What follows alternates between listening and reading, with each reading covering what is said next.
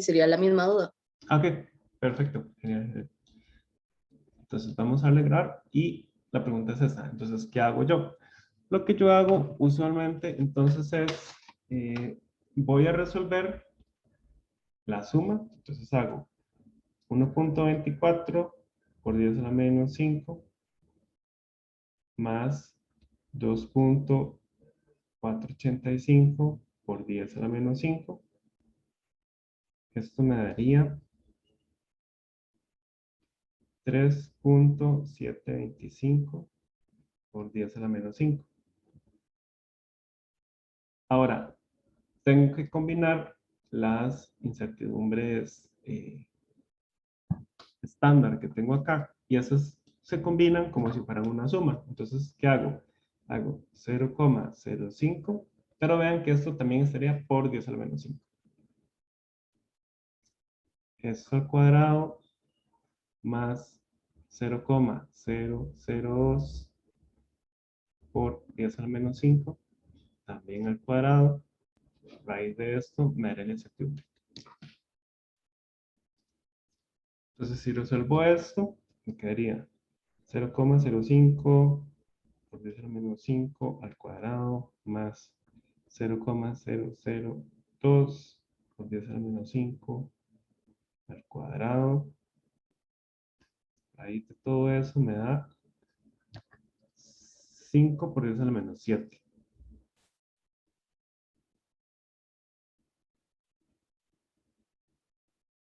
Ahora, esto está por 10 a la menos 7. Normalmente yo quiero expresar mi incertidumbre igual que mi número para poder ver cuántos decimales tengo que acortar acá.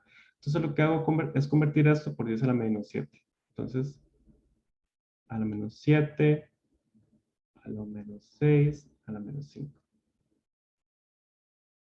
Entonces me quedaría así. 0,05 por 10 a la menos 5.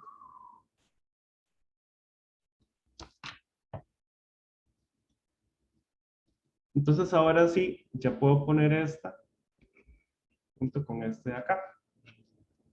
Entonces, ¿cómo le hago? El número me quedaría entonces, quiere decir que yo solo puedo utilizar dos decimales acá. Quiere decir que entonces este número acá lo tengo que cortar aquí. Entonces me quedaría 3.7. Entonces, el 2, ¿a qué lo redondearía en este caso? El 2 se queda igual, ¿no? Por ser par. Se queda igual exactamente por ser par. 3,72 y acá me queda 0,05, todo por 10 al menos 5. Entonces, así me quedaría la parte de arriba. Entonces ahora tengo que hacer la otra parte que es combinarlo con la división. Sería 2,45, 0,01 por 10 al menos 5. Entonces, ¿cómo hago esto? Entonces, tengo que hacer la fórmula que dice S de Y sobre Y es igual a S de X sobre X al cuadrado más S de Z sobre Z al cuadrado, etc. Entonces, quiere decir que necesito calcular cuánto sería Y. Entonces, quiere decir que S de Y sería igual a, entonces hago 3.72 por 10 a la menos 5 dividido entre 2.45 por 10 a la menos 5. Eso me daría, pongo todos los decimales, 1.5183667 multiplicado por la raíz de. Entonces ahora sí, hago. Vean que acá yo puedo poner el por 10 a la menos 5 o como todos son iguales, puedo poner nada más el número, porque al final de cuentas es una fracción. Entonces, para simplificar me voy a ponerlo como 0,05 entre 3.72 al cuadrado más 0,01 entre 2.45. Entonces, ven, si yo pongo acá dentro el 10 a la menos 5 arriba y abajo y el 2 a la menos 5 arriba ahí abajo me va a dar exactamente lo mismo. Entonces, por eso lo puse un poco más simple para no tener que escribir tanto. Entonces hago 0,05 dividido entre 3.72 al cuadrado más 0,01 dividido entre 2.45 al cuadrado. Raíz de todo esto multiplicado por 1.518367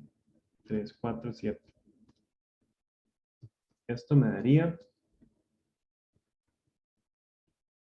0,02. Entonces quiere decir que el resultado final yo lo debería reportar como únicamente con 2 decimales. Entonces quiere decir que lo tengo que reportar acá. Entonces me quedaría 1.51 y acá con 1,52, ¿verdad? Acá con 0,02. Entonces, ese sería, en este caso, el resultado final. Si fuera la incertidumbre expandida, entonces, esta es la combinada, ¿verdad? Si la hago con la expandida, con un factor de cortura k igual 2, entonces sería 1,52 más menos 0,04 con k igual 2 para un 95% de confianza.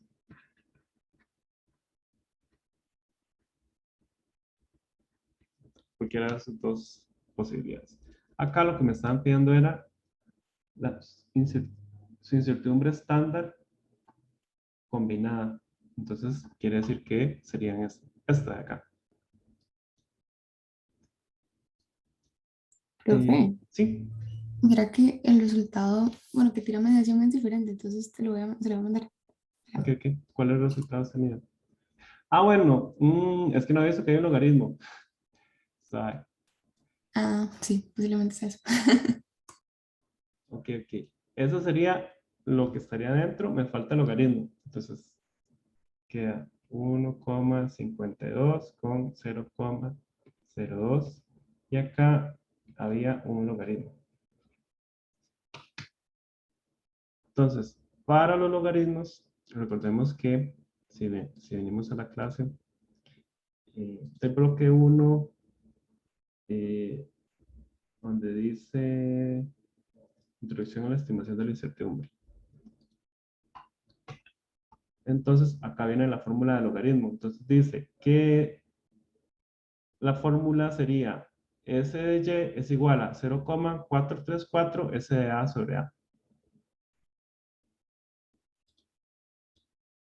Entonces, para logaritmo, tenemos que S de Y es igual a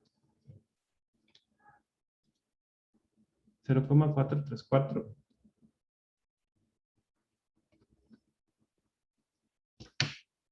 por SA sobre A.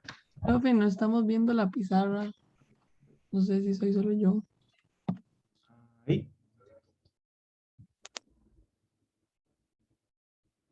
Ahora sí, ok. Entonces, esta es la fórmula para logaritmo. Entonces, ¿cómo hago para saber el dato con logaritmo? Entonces, yo hago el logaritmo sería logaritmo de 1,52 me daría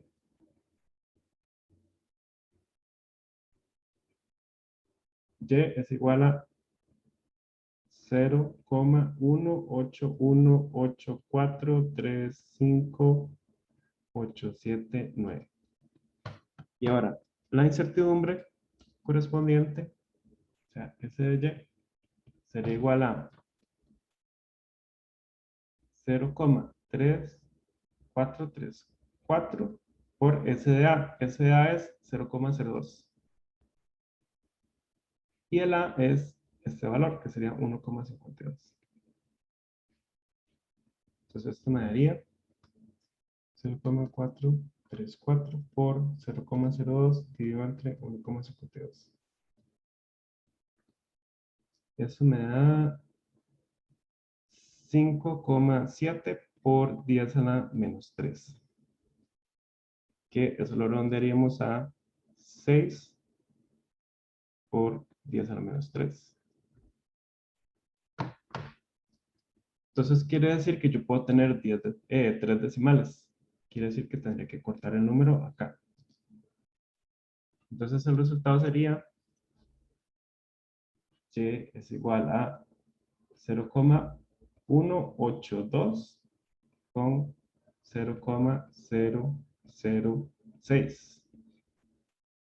Ese sería entonces el resultado ya del logaritmo, ¿sí? Que tenemos acá.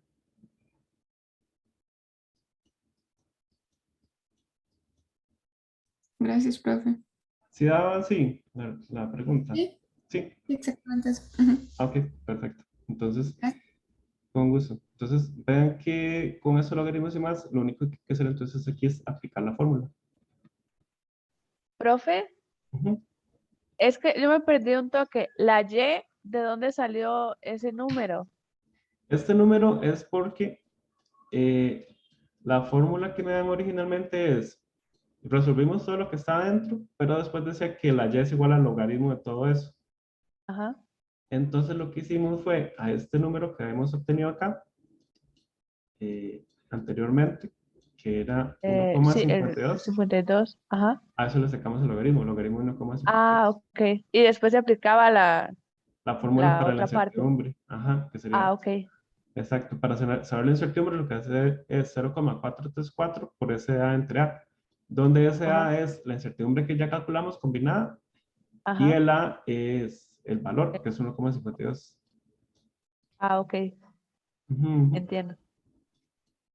Listo. ¿Alguna otra consulta con este? Oh my God, qué montón de preguntas. A ver. Profe, Ajá. entonces siempre que tenga un número multiplicado por 10 a la algo, la incertidumbre también tiene que ir así. Sí, digamos, las reglas de incertidumbre aplican igual, indistintamente de si el número está en notación decimal, en notación científica o lo que sea, se aplica exactamente igual las reglas. Entonces, uno aplica la fórmula siempre, aunque si tiene expresión científica, igual mete esa en la expresión científica también, para hacer el cálculo de la incertidumbre respectiva. Entonces, no cambia nada, siempre se aplica la regla exactamente igual. A ver, Ok, gracias. con gusto. Entonces, esa fue la de Nayeli. Una pregunta, ahí las respuestas tenían 3 decimales por el 0,434, digamos, o por qué pusimos la respuesta con 3 decimales, Esta final, la de 1,82, ¿sí?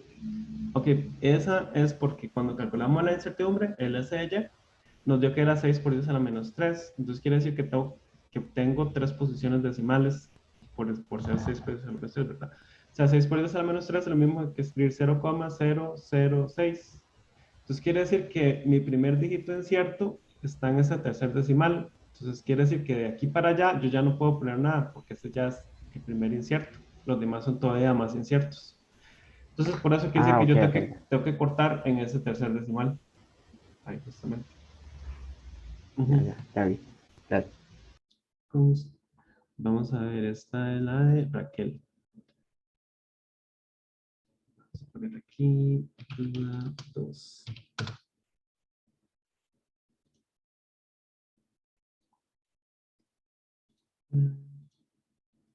A ver si funciona. Creo que está en otro formato.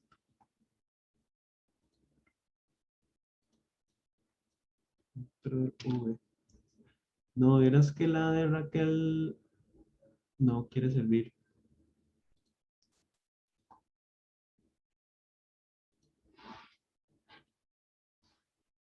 Bueno, Raquel, vos me puedes mandar la duda si se puede en PNG. No sé por qué no quiere funcionar como JPG. Ah, ok, ya la volví a mandar, pero voy a buscar si la puedo mandar en PNG. Un momentito. Luego dice, se tienen 0,907 gramos de estas de Berenice, de camas en 101,20 litros de una solución que presenta una concentración de 756 ppm de KClO3. Ahí lo que tiene que decir, Berenice, es si es falso o verdadero.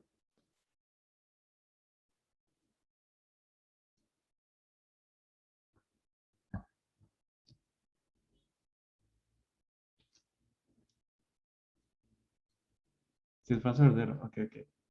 Vamos a copiar esto acá.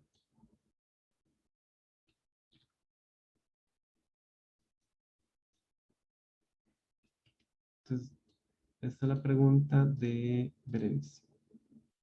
Que si se tienen 0,907 gramos de potasio en 1,20 litros de una solución que presenta una concentración de 756 ppm de KClO3. Entonces, tenemos 756 ppm sería miligramos de KClO3 por litro.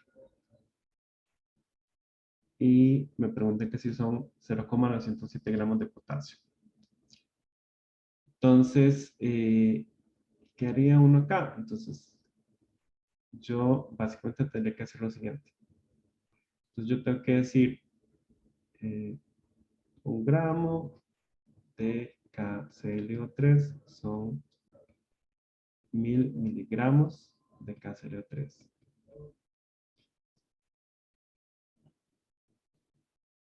Entonces ya pasé esto a gramos. Entonces ahora luego yo puedo decir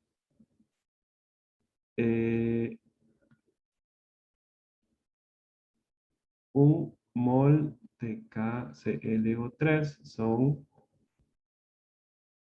masa molar.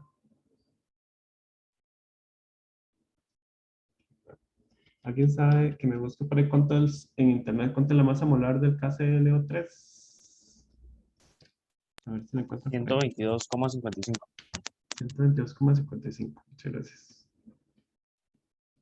Gramos. Entonces, un mol de KClO3 son 122,55 gramos de KClO3. Ahora,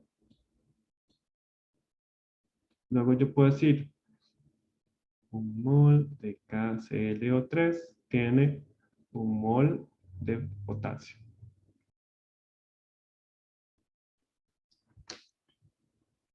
Luego yo puedo decir que un mol de potasio son, ¿cuántos gramos? ¿Cuánto es la masa molar de potasio?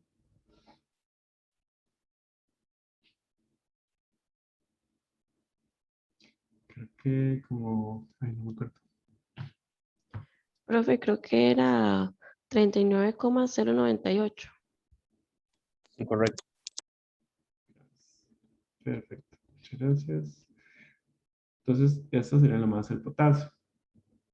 Entonces, vean que acá se me va miligramos, se me van con miligramos, gramos, se me van con gramos, mol se me va con mol, mol de potasio se me va con mol de potasio. Me queda entonces gramos de potasio por litro. Entonces, lo que hago es ahora multiplicar por 1,20 litros. Se me va litro con litro. Me quería gramos de potasio. Entonces, al resolver esta operación, yo me haría dar cuántos gramos de potasio hay ahí. Entonces, básicamente, esto sería basado en eso, ya uno responde. Ok, esa era la de... Profe, Ajá. ¿y de dónde sacó los miligramos?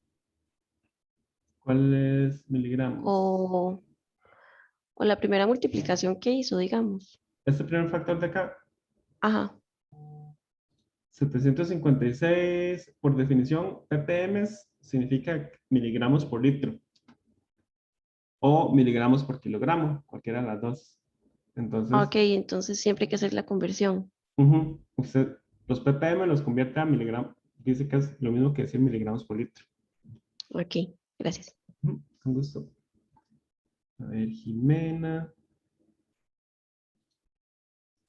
Vamos a ponerle duda 3.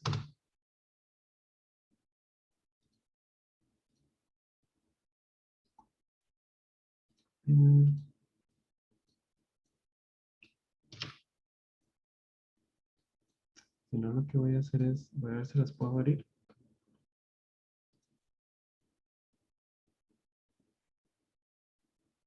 En Paint, aunque sea. Ok, ya ahí sí funciona.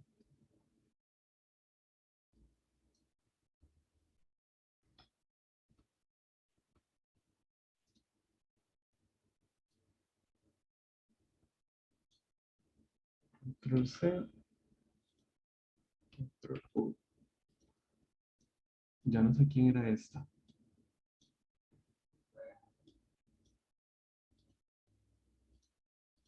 Esta era...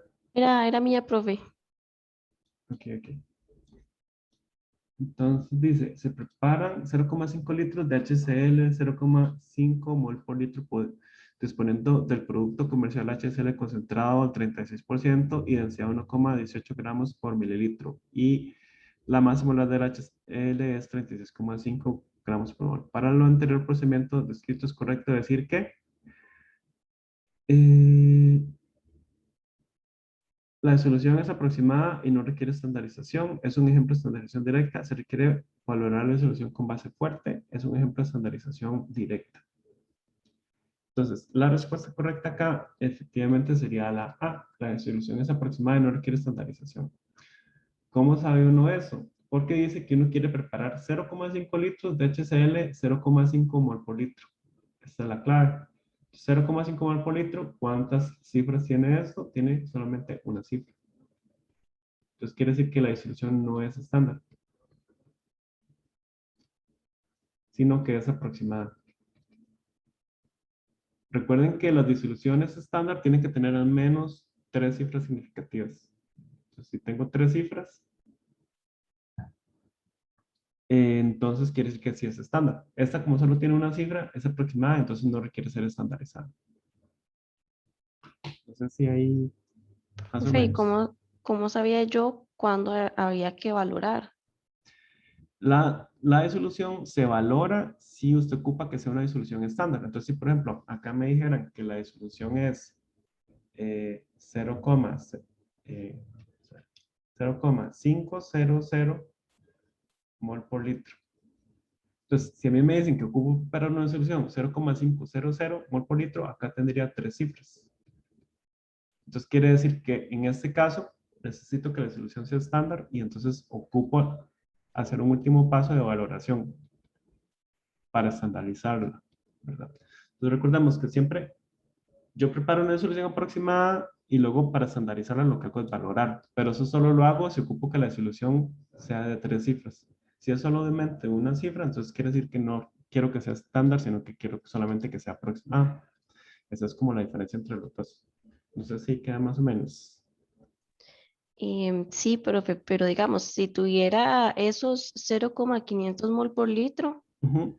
¿cómo sabría yo si habría que valorar con una base fuerte o si es una estandarización directa? Para saber si es una estandarización directa o indirecta, eso depende de lo que yo parta. Las estandarizaciones directas siempre parten de un patrón primario. Entonces, el HCl no es un patrón primario. Vea que este HCl es 36%. Ese 36% es aproximado. Entonces, quiere decir que ese HCl no puede ser un patrón primario. Los patrones primarios son muy específicos, digamos. Estamos hablando de talato de potasio, carbonato de calcio, dicromato de potasio. Los patrones primarios son como compuestos muy establecidos y muy, digamos, muy estándar, muy conocidos. El HCl, ningún ácido fuerte puede ser un patrón primario. Entonces, si usted no parte de un patrón primario, lo que parte es de una disolución de un ácido, entonces quiere decir que es aproximado en ese caso. Es aproximado, es eh, una estandarización no a partir de un patrón primario, sino a partir de una disolución, ¿verdad? Entonces, si es este tipo de estandarización, entonces quiere decir que yo siempre tengo que valorar al final. Con lo contrario, ¿verdad? Si es un ácido, con lo contrario, lo valoro con una base. Si es una base, lo valoro con un ácido. Cualquier cosa, no sé si vos has visto la clase que yo había subido sobre eso, que teníamos como un esquema. Sí, profe, creo que mejor la vuelvo a ver. Sí, cualquier cosa. Estaba... ¿Profe? ¿qué era? Sí. Una consulta. Ahí importa si, digamos, si sería una base fuerte o una base débil o un ácido fuerte o un ácido débil. Normalmente hay ciertos ácidos que yo puedo usar para estandarizar. Entonces, el ácido nítrico yo normalmente no lo uso para estandarizar. ¿Por qué? Porque es un ácido muy oxidante. Entonces, si yo estandarizo con ácido nítrico, puede que oxide especies. Entonces, eso va a hacer que mi solución se descomponga. Normalmente se estandariza con HCl, ácido sulfúrico. Típicamente, casi que solo esos dos son los que más se utilizan para estandarizar, porque son, digamos, los más que no son tan oxidantes y que no me pueden afectar el medio de reacción tanto. Cualquier cosa, la tutoría sobre preparación de disoluciones, si vas acá donde dice tutoría 2, sería este video, el primer video que está ahí. También están las notas ahí adjuntadas, entonces puedes revisar ahí un poco esa parte que vimos en ese momento. Eso era de... Sí. Entonces, digamos, en este tipo de preguntas, por decirlo así, lo importante primero es ver si es directa o indirecta por el número de cifras que nos dan en la concentración. La estandarización, digamos, yo sé si es una disolución estándar por el número de cifras. Si tiene más de 3 cifras, es una disolución estándar. Si tiene menos de 3 cifras, no es estándar, es aproximada. Ahora, si es directa o es indirecta, va a depender de los reactivos de los que yo parto. Entonces, si yo parto de un patrón primario, es una estandarización directa. Si no parto de algo que sea patrón primario y que es aproximado, entonces es una estandarización indirecta. ¿Cómo? Por ejemplo, que parta de un ácido fuerte, que parta de KOH, que parta de... Siempre que es que parto de un ácido fuerte o que parto de una base fuerte, normalmente es una estandarización indirecta y quiere decir que yo tengo que valorar al final. Si parto un patrón primario, qué sé yo, dicromato de potasio o los carbonato de calcio o estos estándares primarios, talato de potasio, que son conocidos, normalmente siempre me estoy refiriendo a una estandarización directa. Entonces, esos son como la clave para diferenciar entre uno y el otro, básicamente. Sí, más o menos. Ujú. ¿Verdad que cuando hablan de estandarización directa y nos dan así como un sólido, casi siempre trae como la pureza? En cambio, los otros son como disoluciones, También ¿o no? normalmente, sí, muchas veces cuando tiene un patrón primario me van a dar un valor de pureza. Exactamente. Sí, si yo tengo un patrón primario, me va a decir, un patrón primario de tal pureza. Eso también es típico. Eso es otra señal que me puede ayudar a darme cuenta. Gracias. Con mucho gusto. Vamos a ver esta otra. No sé si me estoy brincando la 3, pero para ver cuál era la 3.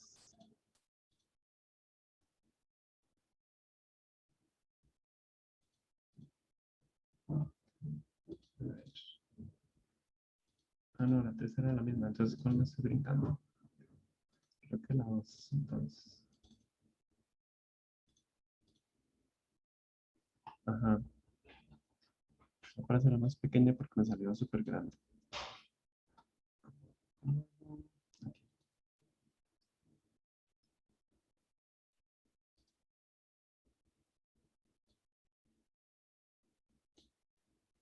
Entonces, control V. Esta es la otra que me habían enviado. Dice, lea el siguiente enunciado con respecto al componente de una incertidumbre. Pureza de cromato de potasio, 99,95 más menos 0,01. El resultado de estandarizar este componente, asumiendo que sigue una distribución rectangular, es... bueno, acá tal vez no es la mejor palabra, tal vez usar estandarizar. Yo diría mejor reducir en este caso, ¿verdad? Es una reducción de incertidumbre.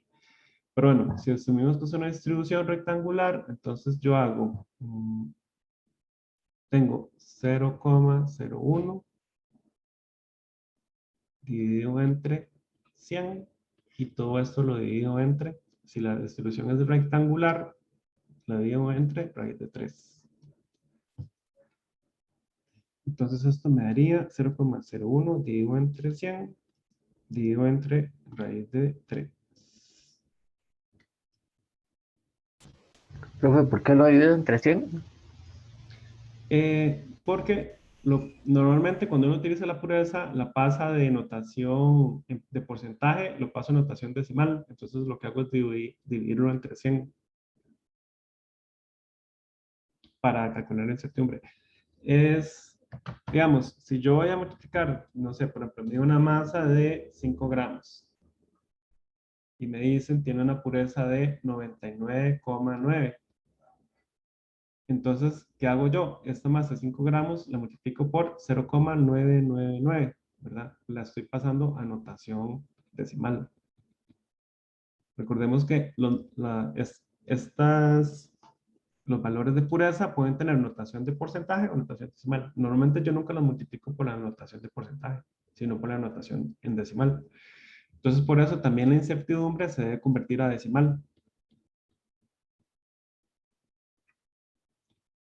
Entonces, ¿qué hago? Divido tanto la pureza como la incertidumbre de esa pureza, las tengo que dividir entre 100. Y luego hago la reducción al dividirlos entre raíz de 3. Si hago esto, esto me daría 6 por 10 a la menos 5. En este caso. ¿De quién era esta pregunta? Ya se me enredó. Era mía, profe.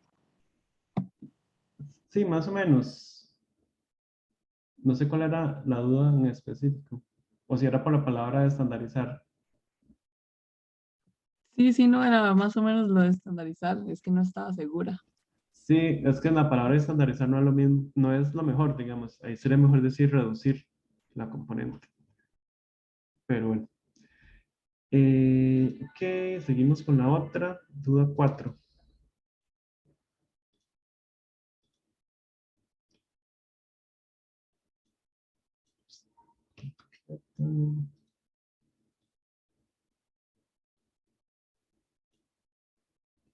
La duda 4 es otra de estas de operaciones.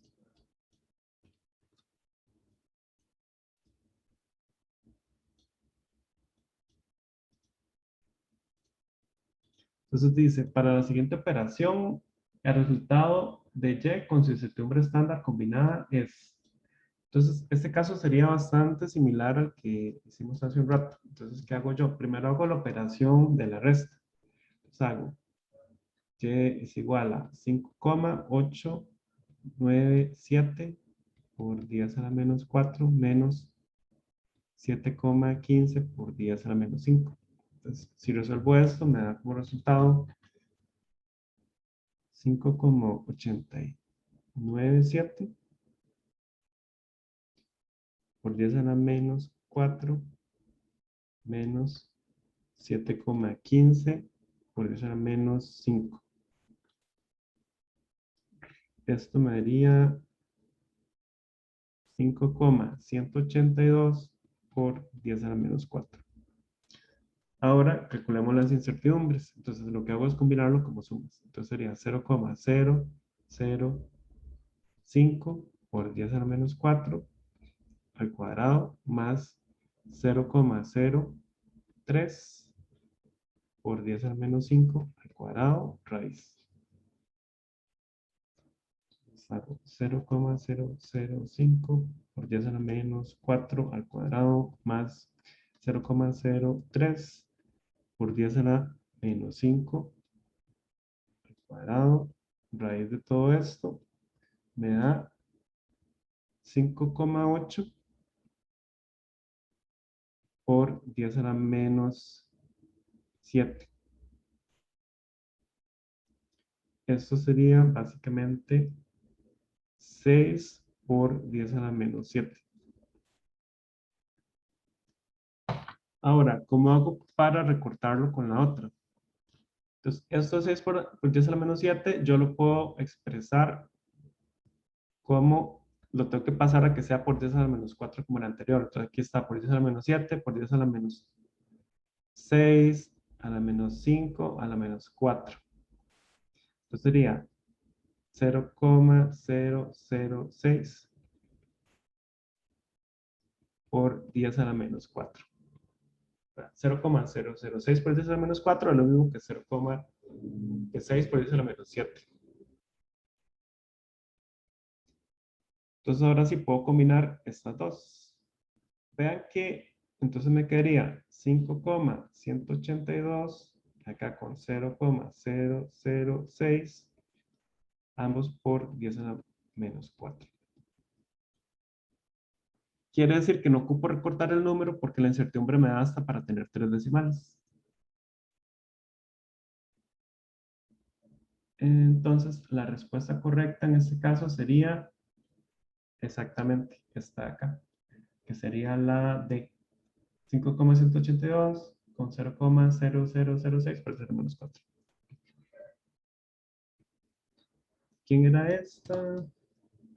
Profe, era Jimena, mía. de Jimena. Sí, lo que ya vi mi error es que en las incertidumbres las metí solas, digamos, sin multiplicarlas por el 10 a la menos 4 y el 10 a la menos 5. No sabía eso. Sí, o sea, eso es algo súper importante. Siempre lo que está entre paréntesis también está multiplicado por 10 a la menos 5 o por 10 a la... Siempre hay que tomarlo en cuenta también. Porque si no, la incertidumbre le va a quedar enorme comparado con el número, ¿verdad? Profe, Sí, una consulta, es que en esta me perdí un toque al final de que cambia de 6 por 10 a la menos 7 y luego a, bueno, el 0, ¿verdad? Por 10 a la menos 4, es que me perdí, hay un toque. sí, la idea acá es, yo calculo la incertidumbre, está por 10 a la menos 7. Yo ocupo convertir la incertidumbre a el mismo notación decimal exponencial o científica que está mi valor de y. Entonces, ¿cómo hago eso? 6 por 10 a la menos 7 es lo mismo que 0,0006 por 10 a la menos 4. ¿Por qué? Vean que si yo lo hago así, esto es exactamente lo mismo que yo escribía 6 por 10 a la menos 7. Estas dos formas de expresar este número son exactamente lo mismo. Pero yo ocupo expresarlas así para poder combinar mi incertidumbre con mi número. Entonces tengo que pasarlas al mismo exponente, al final de cuentas. Por eso es que hago este cambio. Para que entonces me quede 6,182 con 0,006 por 10 a la menos 4. Quiere decir que lo que tengo dentro del paréntesis también está por 10 a la menos 4. Eso es justamente lo que estamos hablando hace un rato. No sé si más o menos. ¿Cómo hago para hacer un cambio de un exponente a otro? No sé si esto es como una pregunta. Sí, sí, profe, me quedó muchísimo más claro, muchas gracias. Con mucho gusto. Ok, después tenemos otra de Kevin. Vamos a ver el de Kevin. Profe, esa que yo le mandé es igual a esta y ya me quedó claro, gracias. Ok, perfecto. Genial. Después tengo otra de Nayeli. Vamos a ponerle duda 5.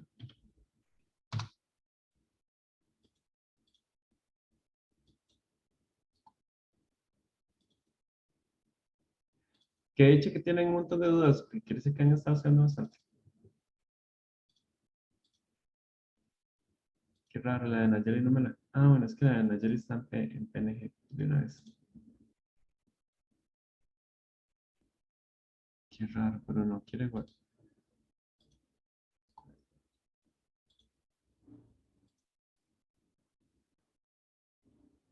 No sé por qué no quiere abrirlo.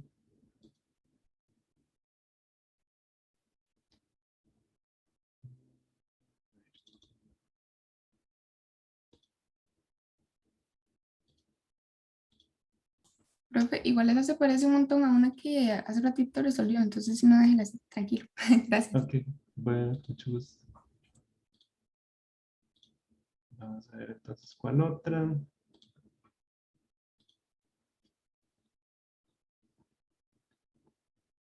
Tenemos una de Raquel. No, profe, es la misma de antes. La misma. Ah, bueno. Sí, sí. Tenemos otra de... Otra más de Raquel. Esa tampoco. Ya no tiene una de Y Raquel. no, es que como no servía, la mandé varias veces en diferentes formatos. Ah, ok. Ok. Y tenemos otra de Justin.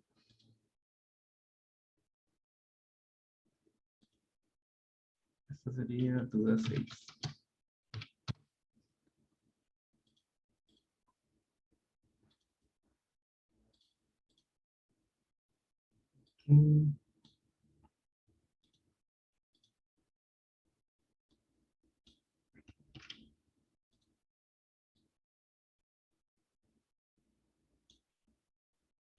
Entonces,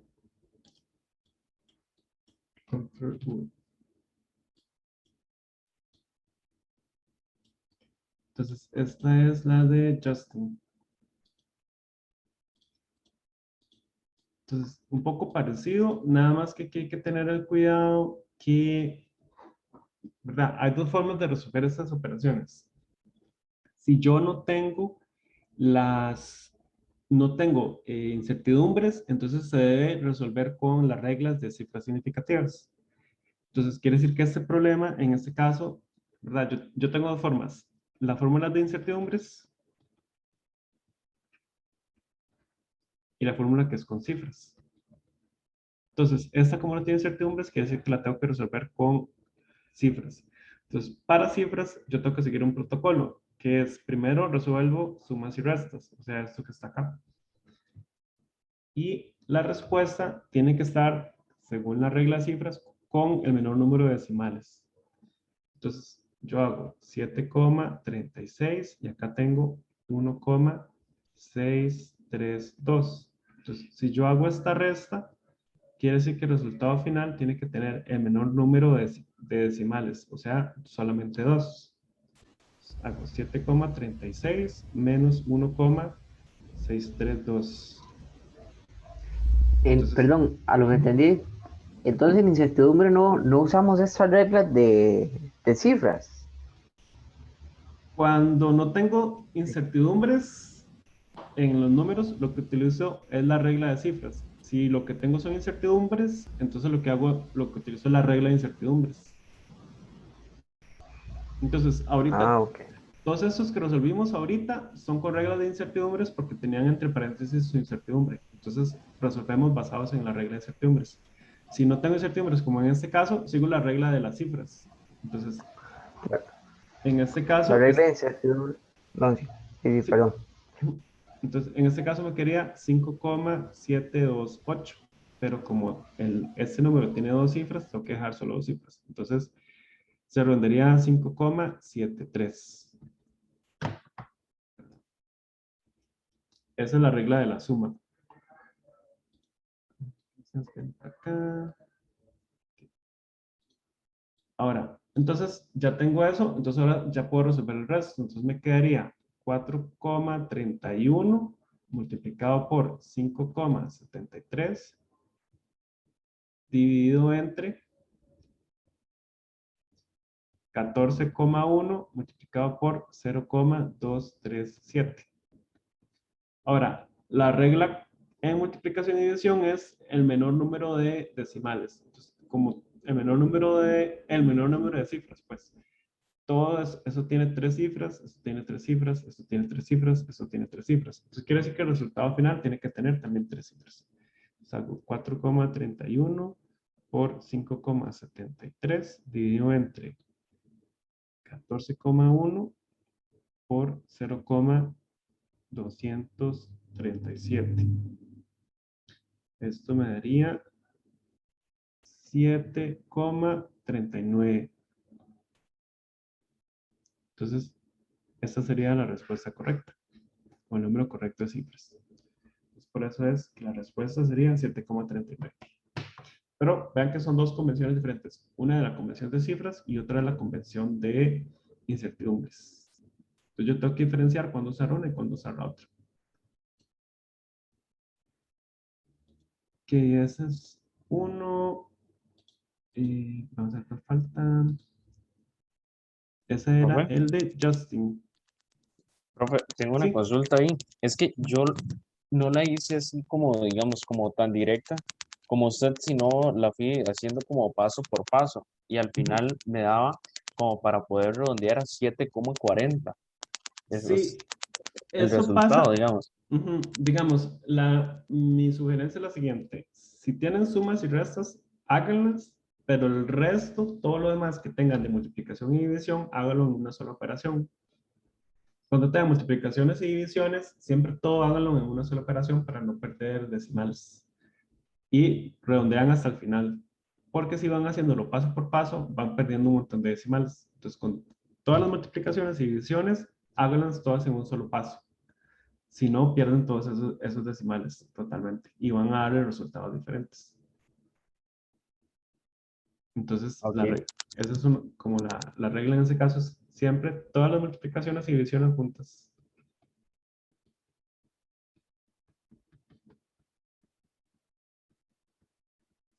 Y divisiones juntas. Ok, después... Sí.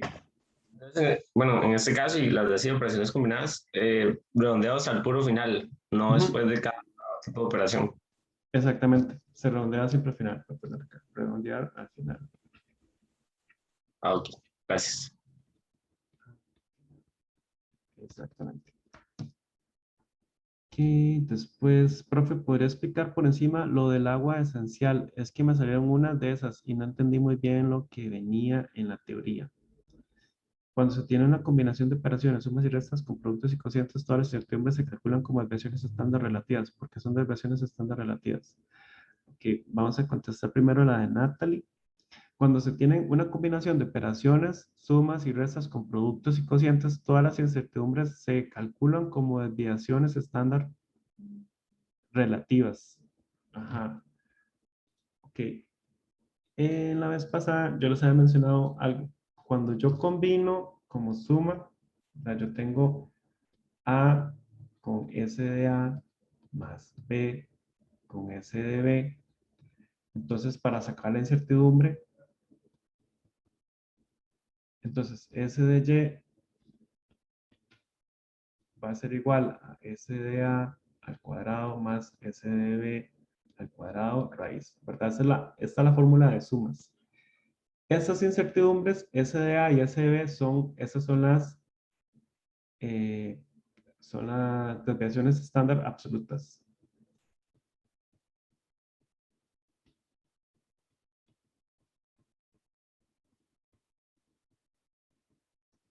Son las desviaciones estándar absolutas. La fórmula de multiplicación, si yo tengo, por ejemplo, A con S de A multiplicado por B con S de B, entonces yo sé que S de Y va a ser igual a Y multiplicado por S de A sobre A al cuadrado más S de B sobre B al cuadrado. Esto, cuando yo divido la incertidumbre estándar entre su valor, a eso es lo que se le llama desviación estándar relativa.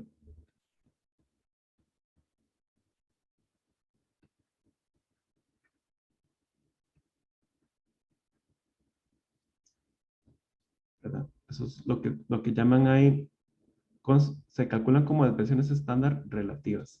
¿Por qué relativas? Ven que yo estoy dividiendo cada incertidumbre estándar, la divido entre su valor correspondiente. Entonces, esto lo que hace es tener un cociente entre la incertidumbre y su valor. Me da una relación de la desviación estándar relativa a mi valor, al final de cuentas. Entonces, esa es la diferencia. Cuando combino las desviaciones estándar de una suma, se combinan sus valores absolutos. Mientras que cuando yo hago una suma o una multiplicación, una división, se calculan como sus desviaciones relativas. ¿Qué es esto? Cuando yo los divido entre su valor correspondiente. Entonces, eso es como parte de la regla en sí. Profe, entonces si yo tengo sumas y restas y multiplicaciones y divisiones, es una combinación de ambas, de desviaciones estándar absolutas y relativas. En realidad, sí. Cuando se calculan combinaciones de operaciones, sumas y restas con productos y cocientes, todas las incertidumbres se calculan como desviaciones estándar relativas. Eso, en las sumas y restas en realidad no, son más que todos los productos y cocientes. Me parece que está confusa la pregunta, en realidad. ¿Qué decía? ¿Que eso era verdadero? Decía que sí, que eso era verdadero. Y yo puse Mm, que era falso. A mí me parecería que es falso en este caso, o me parece que está ambigua la pregunta. Yo personalmente la para ver. tomaría, porque me parece que está como raro. No, mentira, dice que es falso. Yo puse que era verdadero y la respuesta dice que eso es falso. Ah, ok, entonces ahí sí, porque las sumas son absolutas, depresiones estándar absolutas, mientras que la multiplicación y división son depresiones estándar relativas. Entonces, no sería, sí, es exactamente, sería falso. Gracias. Ok, con gusto.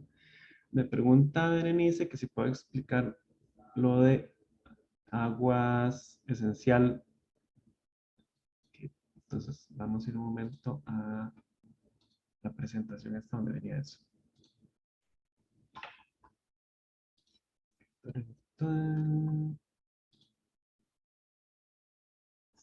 Bloque 1.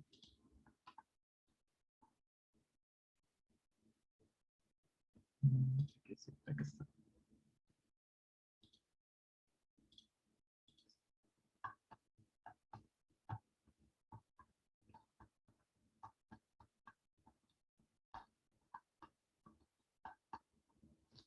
Entonces, cuando estamos hablando de aguas,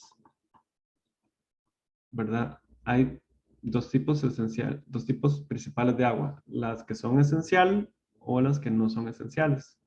¿Cuáles son las que no son esenciales? Es, por ejemplo, la que no está cuantitativa con respecto a la masa de la muestra o a los moles. Puede estar absorbida o ocluida. Es decir, la muestra está mojada, mejor dicho, ¿verdad? Tiene agua, ya sean dentro de poros de la sustancia, etc. Las aguas esenciales son parte de la composición química de la sustancia. Entonces, ustedes han visto que hay compuestos químicos que dicen, por ejemplo, no sé, cloruro de níquel, 0.6H2O. Quiere decir que esos 6H2O son estequiométricos. Quiere decir que es parte de la estructura del cristal, de la sustancia, y que entonces son parte de esa cristalización o de la constitución de una sustancia. Y entonces tiene una relación estequiométrica entre sí, con el compuesto, digamos. Entonces, qué sé yo, en ese caso, yo sé que por cada níquel hay 6 aguas. Es estequiométrico. Eso es lo que determina que un agua sea esencial, que sea parte de la estructura química de una sustancia, de un cristal, de una sustancia, básicamente. Entonces, eso es lo que diferencia entre el agua que es nada más absorbida o ocluida de lo que es esencial, que es en realidad lo esencial es parte de la constitución de una sustancia. ¿Profe? Ahí la diferencia entre la constitución y la cristalización, ¿cómo hago para digamos, saberla? Como cuándo es de cristalización y constitución. Ok, la constitución, cuando algo es de la constitución de la sustancia, quiere decir que el agua forma parte de la estructura de la sustancia. Entonces, quiere decir que el agua está de alguna forma coordinada, por ejemplo, el níquel, o está de alguna forma enlazado, digamos. Mientras que cuando es por cristalización, y esto es un poco más químico, a veces cuando uno cristaliza cosas, el agua también cristaliza dentro de la estructura, pero no está necesariamente enlazada ni nada, sino que quedan espacios y el agua se mete en esos espacios del cristal. Inclusive no solo sucede con el agua, sucede con otros solventes. A veces uno cristaliza algo y entonces queda un etanol como parte de la estructura o queda, o sea, cristaliza como parte de la estructura, aunque no necesariamente está enlazado a nada, sino que queda como por ahí rellenando espacio de manera tal que pueda obtener un cristal. Entonces, lo que es de cristalización no necesariamente está enlazado químicamente al resto de la estructura química, digamos. Eso es como un poco la diferencia. Las de constitución sí están enlazados, sí tienen una interacción más fuerte. Entonces es un poco la diferencia entre esas dos. Pero en términos generales viene siendo un poco parecido porque al final viene siendo parte de la constitución de la estructura. Y es cuantitativo, o sea, es estequiométrica la relación, al final de cuentas, en ambos casos. No sé si con eso más o menos me explico. Sí, profe. Y una consulta, ahí digamos, para uno darse cuenta, digamos, si le ponen cierto compuesto, lo mejor sería como revisar su estructura. Sí, esto es como de todo un área que se llama cristalografía. Entonces, en realidad es como un área de química muy específico. Normalmente es la gente química más inorgánica es la que trabaja más en esto. Y básicamente uno lo que hace es obtener la estructura del compuesto por difracción de rayos X. Uno puede obtener cuál es la estructura y cómo están dispuestos los átomos en una estructura y cuál es el cristal que forman. Y a partir de esa estructura se puede saber si el agua, por ejemplo, es de cristalización o si es de constitución, pero para eso requiere un análisis ya muy específico en este caso de la estructura del cristal. Si usted ya ve la estructura del cristal, usted ya puede decir, ah, sí, esto es de constitución o es de cristalización, pero tiene que conocer muy bien la estructura cristalina al final de cuentas. O meterse en una base de datos y ver cuál es la estructura reportada para ese compuesto al final de cuentas. Pero esto ya es muy químico en realidad, al final de cuentas. Profe, Sí. es Ajá. que sí, porque yo la traté de buscar y es que, o sea, se lo pregunto porque la pregunta mía, valga la redundancia, era eh, puramente si estaba constituido o era de cristalización, me imagino, porque, bueno, ahí está la pregunta, yo se la envié, entonces no sé Vamos si a podría ver. revisarlo. Vamos a ver, vamos a ver. Es la que dice captura PNG de Justin, ¿verdad? Correcto. Ok, ok. Vamos a ver de una vez esa para 7.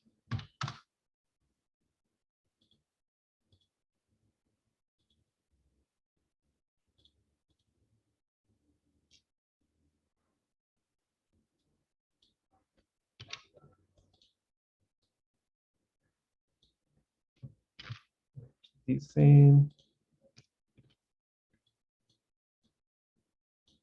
el siguiente compuesto dice, es un ejemplo de una sustancia que posee agua esencial de constitución. Y supuestamente la respuesta era, decía ahí, la respuesta apropiada es falso.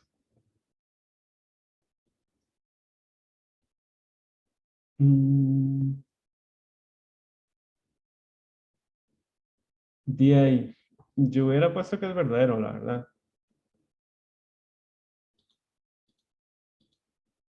Es que yo estuve buscando, sí, y se me pareció más que era de constitución, digamos, pero si usted dice que es como más químico, con la figurilla esa que encontré de la estructura, no creo que me hubiese ayudado mucho, entonces, no sé, Sí, se podría, tal vez. esa pregunta está un poco volada, en realidad, porque digo, ustedes no son tan químicos inorgánicos, ni nada así por el estilo, ni han llevado inorgánica como para saber tan en detalle qué es agua esencial de constitución. Yo la apelaría, digamos. Personalmente me parece que es una pregunta que está mal planteada y también como dentro de los objetivos del curso. Entonces, yo personalmente hubiera pensado que sí es de constitución, porque con solo ver eso yo no puedo saber si es de constitución o es de cristalización o de, ¿verdad? No, no sé. Entonces, creo que la pregunta está mal planteada. Entonces, yo sí le recomendaría que la pele mejor en este Pues, caso. es que yo entré un poco tarde y usted estaba hablando puramente de eso cuando yo entré. Apenas escuché como que usted podía enviárselo a la coordinadora o algo así, si Ajá, procedía. sí. Lo que podemos hacer es, bueno, como yo ya dije que a mí sí me parece que se puede apelar, puedes mandarle la apelación directamente a la coordinadora. Entonces, el correo de la coordinadora está en la carta del estudiante. Entonces, le pones tu nombre, número de carnet, eh, el grupo, un screenshot de ese problema, ojalá que se vea su nombre donde tomó el screenshot, que es, digamos, su sesión, y cuál es el reclamo, digamos, explicando exactamente cuál es el reclamo que usted tendría. Eso sería como para hacer el reclamo. Son 5 cosas entonces. Nombre, grupo, carnet, el screenshot y el reclamo. Y entonces mandar ese correo a la coordinadora para que lo tomen en cuenta. Pero sí, me parece que está mal planteada la pregunta en realidad. Sí, perfecto, profe, gracias. Con gusto. Y tenemos una de Kimberly.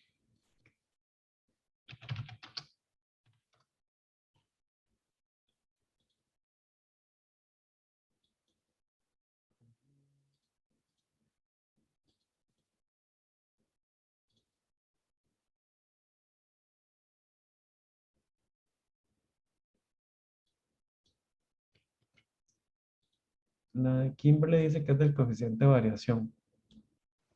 Sí, profe, es que al final no lo pude calcular. Y bueno, me salió el cálculo mal. Vamos a ver. La Kimberly dice el coeficiente de variación de estos datos. Entonces, recordemos que si venimos a la clase de las clases del bloque 1, eso está en las clases de formas de estimar la precisión. ¿Verdad? Entonces, hay diferentes formas de estimar la precisión y aquí vienen algunas. Está la desviación estándar de la media, la varianza, desviación estándar relativa y el coeficiente de variación. El coeficiente de variación, lo que hago yo es calcular la desviación estándar, dividirla entre el valor y multiplicarla por 100. El valor de la media, ¿verdad? En este caso. Entonces, bueno, voy a hacerlo más fácil en un Excel.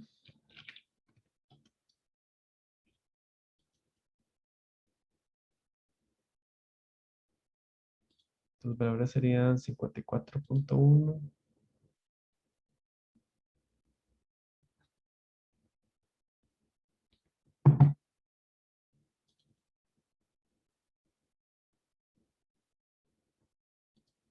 Ok, ahora sí. Serían 54.1, 58.4, 55,5.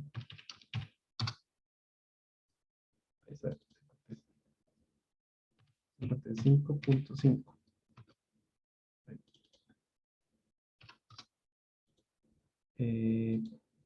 59,5.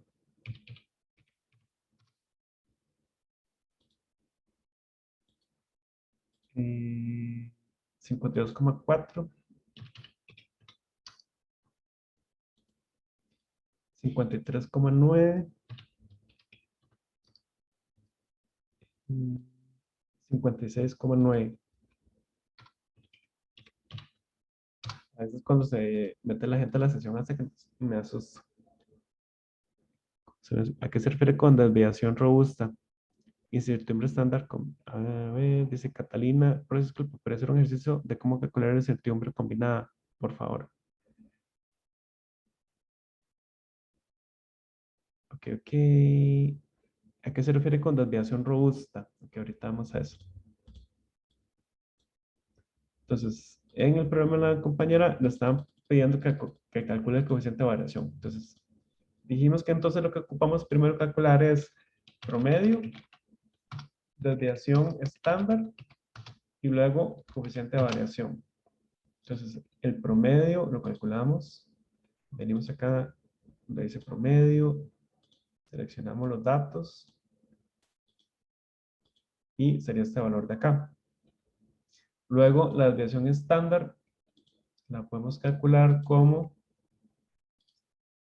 la función de desviación estándar, seleccionamos los datos y me da este valor de acá.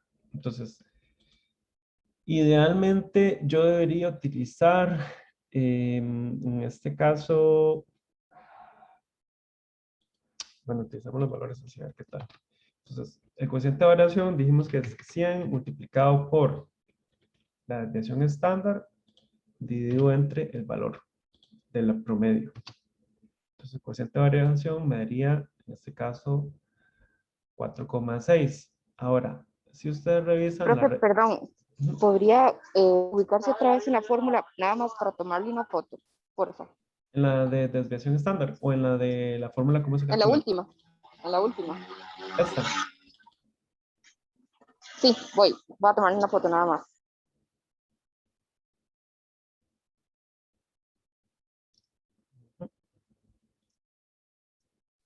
Profe, ¿esa desviación estándar es poblacional o muestral? Esta desviación estándar es de la muestra. La desviación estándar de la muestra. Ahora, Ok. me estaban preguntando por el chat que a qué se refieren con desviación robusta. Entonces, la desviación robusta es esto que viene en esta parte de formas de estimar la precisión, la S robusta. La S robusta es igual a 1,483 por el MAT. no sé si recuerdan, pero la clase anterior estábamos hablando de cómo calcular el valor de Z para despreciar datos y se dividía entre la S robusta. Es esa misma S robusta que utilizamos en ese ejercicio. Entonces la S robusta lo que hace uno es multiplicar 1,483 por el MAT. ¿Qué era el MAT? La mediana de los desvíos absolutos. Entonces aquí está todo el procedimiento, ¿verdad? Yo lo que hacía era que tomaba los valores y calculaba los desvíos absolutos, luego sacaba la mediana de esos desvíos absolutos y así calculo la S robusta. Entonces, cualquier cosa, acá viene el ejemplo cómo se calcula la S robusta en ese caso. Cuando me dicen la desviación robusta, se refiere a la S robusta en ese caso. Ok, no me acuerdo si ya hice la última de Justin. Esa ya la. Ah, no, me faltaba que hacía reto 1, intento 1, Google Chrome, que era de Kimberly. Pues esa ya la hice. Ya estoy confundido. Esa es la que acaba de hacer, Ah, sí, profe. ¿verdad? Gracias. Sí. Cierto. Sí, es cierto. Ahora, muy importante, chiquillos y chiquillas. Revisen bien en la parte de las clases en donde dice introducción a la estimación de la incertidumbre. Acá viene la convención que estamos usando para cifras significativas. Entonces, la mediana la usamos según los datos de origen, ¿verdad? Entonces, se calcula según las reglas que hemos seguido. La media también. El coeficiente de variación, acá dice que lo estamos expresando con dos cifras significativas. Entonces, vean que ahorita este coeficiente de variación que estimamos lo pondríamos como 4,6 con dos cifras. Según en el curso estamos utilizando esta convención. La desviación estándar si se usa como cálculos intermedios con tres cifras. El porcentaje de error con dos cifras. El DPR con una cifra. El MAT según los datos que yo tenga. La O expandida y la O combinada con una sola cifra. Entonces, para que tengan en cuenta esas cosas. Nicole dice que la de ella no la he resuelto. ¿Cuál era la suya? Nicole, vieras que ya se me hizo un enredo. A ver, Nicole. No la veo.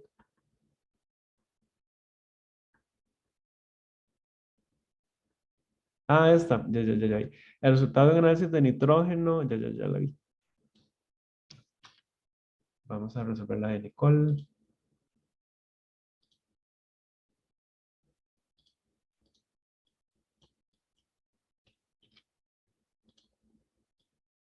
Dice, el resultado de un análisis de nitrógeno fue de 5,52% en masa, con una U combinada de 0,05% de masa. La opción que indica el reporte correcto del resultado con un nivel de confianza cercano al 95% es, en esto tengo dudas de cómo sé si tiene que dividir la incertidumbre por raíz o por 1,96. Ok.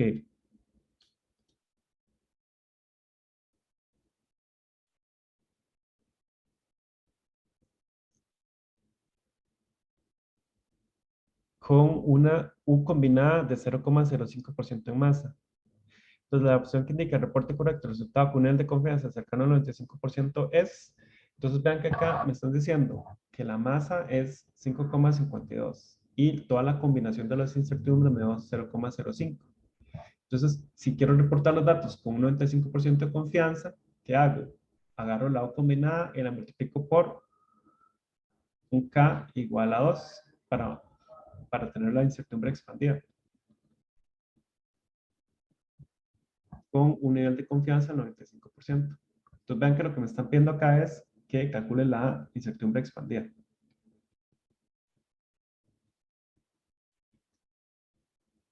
Entonces, lo correcto sería hacer como lo que hemos venido haciendo, que es multiplicar por K igual 2. No sé si más o menos, ¿quién era? Nicole, ¿verdad? Sí, profe. Entonces, digamos, aunque se multiplique, digamos que haría, por ejemplo, 0,1, bueno, 10. Se tiene que cambiar las cifras significativas de el resultado, digamos, de 5,52. Exactamente. Entonces sería 5,5 más menos 0,1%. Ok, gracias, profe. Con mucho gusto. Esa era la de Nicole. Profe, Disculpe, ¿podría hacer un ejercicio de cómo calcular la incertidumbre combinada, por favor? Profe, ¿a qué se refiere con definición robusta? Incertidumbre estándar combinada. Bueno, Catalina dice que la incertidumbre estándar combinada. Es que lo de la incertidumbre estándar combinada, en realidad, Catalina, es todos estos ejercicios que hemos hecho, por ejemplo, estos y así, lo que estamos calculando la incertidumbre estándar combinada, que es lo mismo que la desviación estándar combinada. Cuando estamos hablando de desviación estándar combinada o incertidumbre combinada, estamos refiriendo a lo mismo y es aplicar estas fórmulas de multiplicación y división o de suma y resta para combinar las incertidumbres, al final de cuentas. Entonces, cuando me están diciendo eso es a lo que nos estamos refiriendo en realidad, al final de cuentas. Ok, no sé si hay alguna otra consulta de alguien más. ¿Alguna otra duda? Profe, en el último ejercicio que hicimos, ¿cuál fue el valor que multiplicó por k igual 2?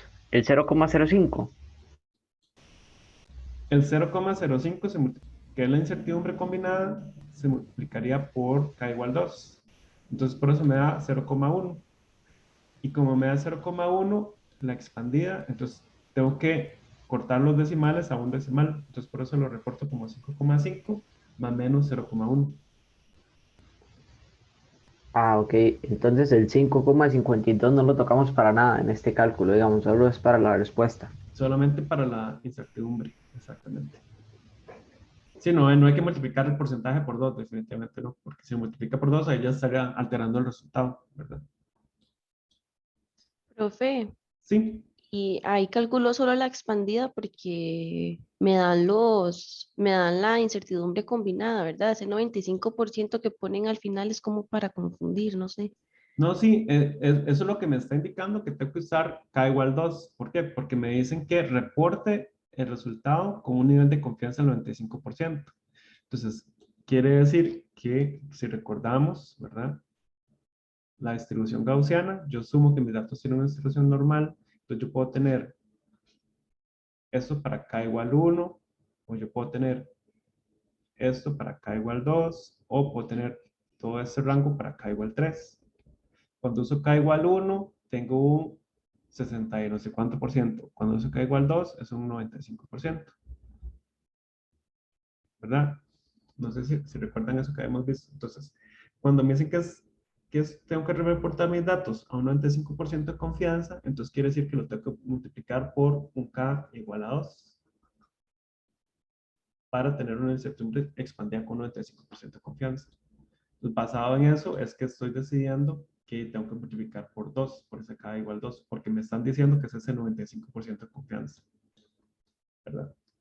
Ok, es que yo siempre lo hacía por 2 porque, bueno, porque siempre lo usamos por 2, pero si me dice, por ejemplo, que tiene un nivel de confianza de 99, K la igual expando 3. por 3, digamos. Exactamente. Pero no es lo Ok, típico, no es lo típico, pero sí tendría que multiplicarlo por 3 en ese caso. Ujú.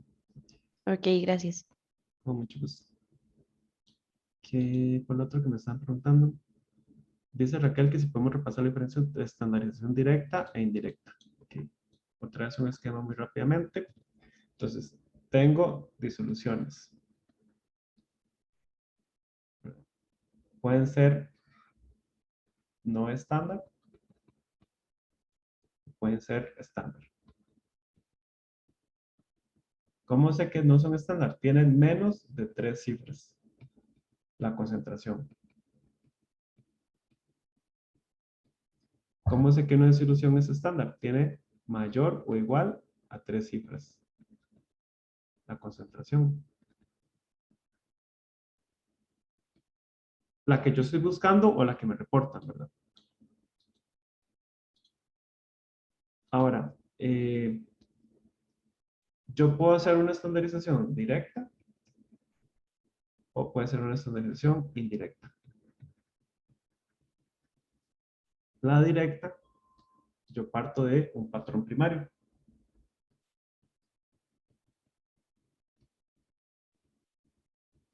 Ese patrón primario tiene una pureza alta, ¿verdad? Normalmente mayor a un 98%, mayor, inclusive mayor a un 99%. Y la conozco muy bien. La indirecta, yo primero hago dos pasos. Primero preparo una disolución aproximada por ejemplo, a partir de HCL o de KOH.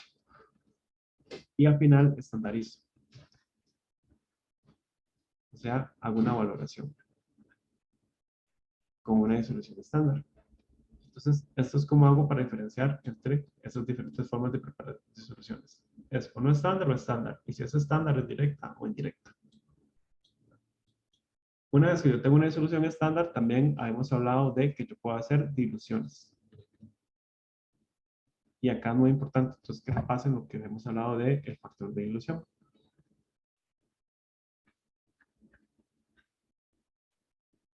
Y cuál es la forma correcta de diluir una disolución. Entonces, eso es más o menos como un resumen de esto de preparación de disoluciones que hemos visto. No sé si alguna otra duda al respecto. Me dice Verónica, profe, me salió una pregunta. Una característica de los métodos instrumentales es que poseen un mayor grado de precisión y veracidad. Mayor grado de precisión y veracidad.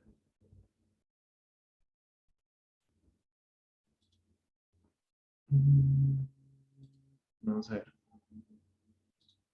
Creo que eso también está en la presentación.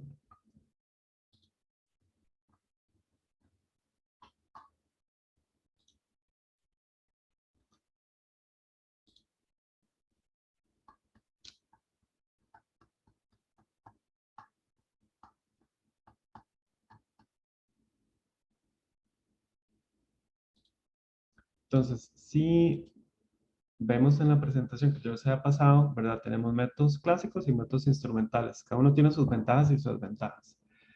Los clásicos tienen alta precisión y alta exactitud. Pero los instrumentales son más sensibles normalmente. Los clásicos normalmente tienen un rango de concentraciones de 2 a 3 órdenes de magnitud que pueden abarcar, mientras que los instrumentales de 6 o más órdenes de magnitud. La desventaja de los clásicos es que son más laboriosos, mientras que los instrumentales son más rápidos. Y las instrumentales pueden ser automatizados. Entonces, estos son como las principales como características que diferencian un tipo de métodos del otro. Acá donde dice alta precisión y exactitud, no debería ser realmente exactitud, sino más bien veracidad, ¿verdad? Alta precisión y veracidad. En realidad es lo más correcto decir acá. Entonces, sí, bueno, básicamente características básicas de estos tipos de métodos. Los métodos clásicos tienen muy alta precisión y veracidad.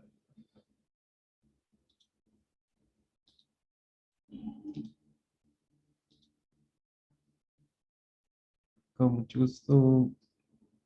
¿Alguien más? ¿Alguna otra consulta? Ok, creo que ya hoy no nos dio chance de trabajar en el problema que yo les traía. Entonces, nada más para decirles.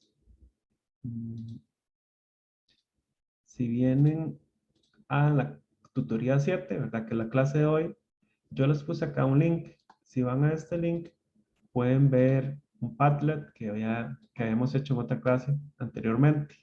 Si van a ese Padlet, pueden ver como un resumen de muchos de los conceptos que hemos visto en este bloque. Entonces pueden ir a esos Padlet y utilizarlo para repasar conceptos, ¿verdad? Que hemos estado estudiando en esta clase. Esto les puede ayudar bastante como a repasar los principales conceptos que hemos estado viendo. Entonces ahí se los dejo. Luego, si van más abajo, pueden ver que hay dos ejercicios. Yo quería que hoy trabajáramos, si nos daban chance, el problema 2 de este análisis de casos, que está en este link. Entonces, este es el mismo análisis de casos que ya hemos estado trabajando. Si pudieran trabajar este problema 2 para la próxima clase, sería genial. Entonces, mi idea sería que ojalá trabajen en los mismos grupos que van a trabajar en el análisis de casos. Entonces, para que vayan acostumbrándose un poco a trabajar en sus grupos. Entonces, mi sugerencia es que si tienen chance para coordinarse y aprender a coordinarse bien, es que trabajen este problema 2 y que también trabajen en el otro análisis de casos que les subí, también el problema 2. Entonces, si van a este otro link, si ven el problema 2, este caso 2, también les puede ayudar mucho a coordinarse y a prepararse para ese análisis de casos que ya comenzaríamos el viernes. Ahora, un anuncio muy importante. El A partir del viernes en la noche, a partir de las 9 de la noche, va a haber un problema con mediación virtual, va a estar bajo, ¿cómo se llama? Mantenimiento. Entonces, sí sería bueno que antes de las 9 de la noche bajen el análisis de casos para que lo puedan trabajar bien, porque durante el fin de semana mediación no va a estar trabajando. Entonces, para que lo tomen en cuenta. Cualquier cosa, yo se lo recuerdo el viernes otra vez. Entonces, si quieren ir preparándose para trabajar en el análisis de casos, es muy importante que ojalá trabajen esos 2 casos en el transcurso de la semana. Si tienen dudas, también me las pueden hacer llegar por correo, cualquier cosa. Y entonces, si gustan, ya quedaríamos hoy por acá. No sé si tienen alguna otra consulta.